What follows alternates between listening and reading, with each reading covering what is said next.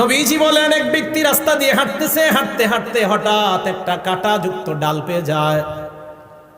কাঁটাযুক্ত ডাল পাওয়ার পর ফাখরাহু, এই মনে করে কাঁটাযুক্ত ডালটা রাস্তা থেকে সরায় দেয়। কোনো মুসলমান এই ডালের মধ্যে পড়ে আঘাত পেতে পারে, কোনো মানুষ কষ্ট পেতে পারে।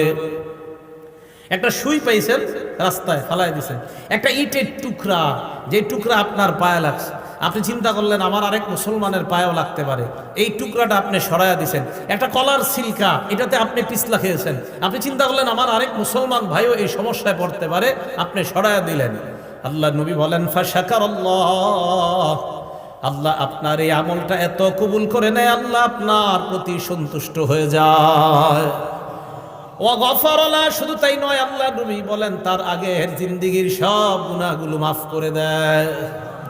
সুম্মা ক্বালা আশ-শুহাদাউ খামসা, এরপর আল্লাহ নবী এই হাদিসের মধ্যে